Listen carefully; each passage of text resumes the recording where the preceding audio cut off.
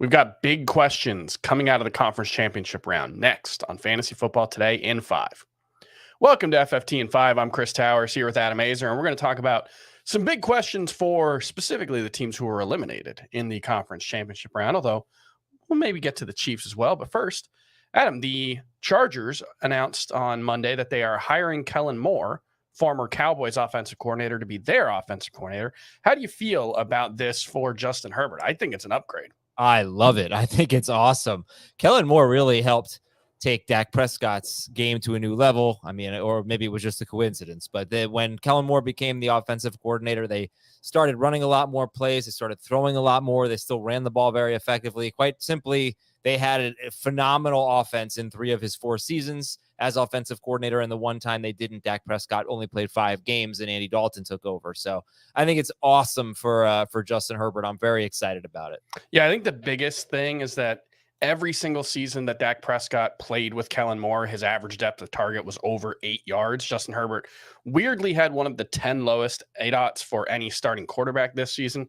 The 3rd lowest. Yeah, you've got, maybe the biggest armed quarterback not named Josh Allen or Patrick Mahomes. And this offense was just frustratingly passive. They weren't throwing the ball downfield. I think there is they could probably use another playmaker in the passing game to really help unlock this offense. But even if they don't add someone, I think we're definitely going to see a bounce back season from Justin Herbert. And I think Kellen Moore will be a part of that. I think it's going to be a good thing for him. So let's move on to some of the big questions coming out of the conference championship game. And I think the biggest one for me is, what do you think the 49ers are going to do at quarterback in 2023? Obviously, they lost to the Eagles in a big way on Sunday, and it was painfully obvious that once Brock Purdy got hurt, Josh Johnson just wasn't good enough, and then he got hurt, and Brock Purdy could barely grip the ball. I mean, he shouldn't have been out there. It was a tough situation.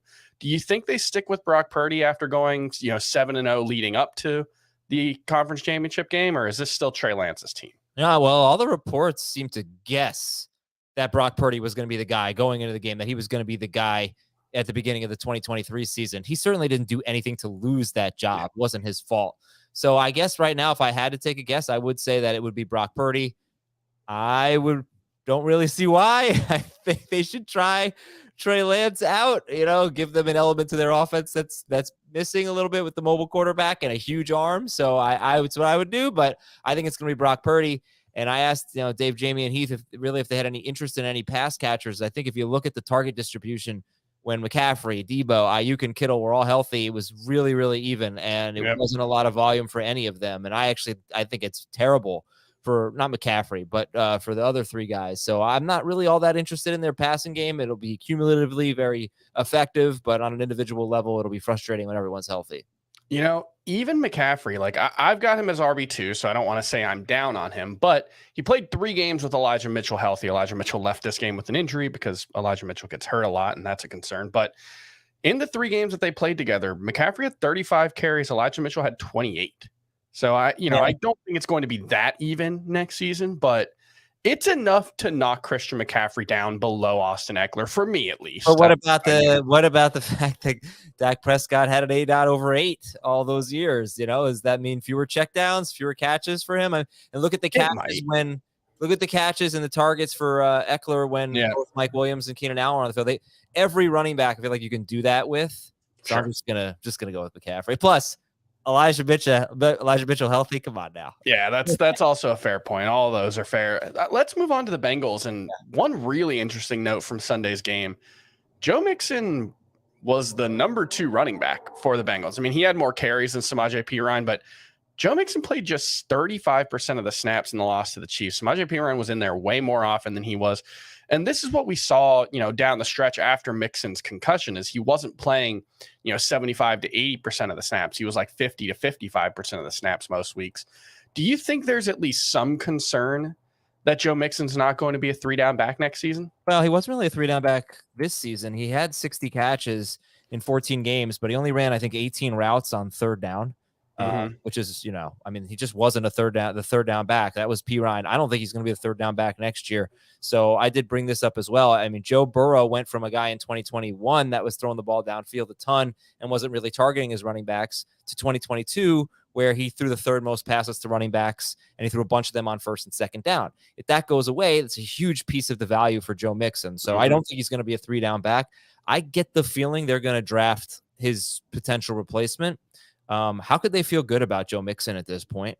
It's obviously just a guess on my part, but I'm not. I still feel like got to see what they do personnel wise. He could still be a really good 2nd-round pick just based on volume and scoring touchdowns on a great offense. But I had him as RB5 at the end of the regular season, and he just hasn't performed well enough to justify that. Yeah, I think he looks more like an RB2 heading into next season. And let's go one more quick one. I want to drop a hot take and see what you think. Okay. All right. For this one, here's my hot take. The highest drafted wide receiver on the Chiefs for the 2023 fantasy football season is not currently on the roster. Is that a hot take? No. I mean, how can you go into this season with Kadarius Toney as your top receiver, right? I mean, I don't think you can do that. Can't. So I would agree with you. I think they'll have to do something. Why not bring Juju back? I don't know, but he's been really phased out. I know he got hurt in this game, but I think I agree with you. I think I agree. Yeah, Kadarius Toney got hurt again. He's been just a role player for the Chiefs, and he's been pretty productive, in that role. They've used him near the goal line. It's been very valuable for him, but he hasn't been able to stay healthy even in, a role where he played. I think the most snaps he played was 31% for the Chiefs. So I don't know how they can trust him next season. I'm fine with him around the 85th to 100th pick, in the mock drafts that we've done so far. But, if they don't bring someone in, his ADP is going to skyrocket next season. I can't bring myself to get excited about him at this point. It's just the inability to stay healthy is so tough for him. So that was like this though. I mean, this guy is the most injury-prone receiver I can remember. It's 2 hamstring injuries that he's missed time with, 2 ankles. He had his knee scoped. He had an oblique injury. He had a quad injury. He left yesterday's game with a foot or ankle injury. It's been unbelievable how often he's gotten hurt. But at this point, I mean, we're 2 years in, and he's played like 3 games in a row one time. So I don't know how they can trust him. I don't know how we can trust him. Goes back to college as well with him. Yep. It's a tough spot. I feel bad. He's clearly an electric playmaker, but it hasn't happened for him so far. All right, that's going to do it for FFT and 5. We'll be back tomorrow to talk more Dynasty stuff with Heath Cummings. We'll see you then.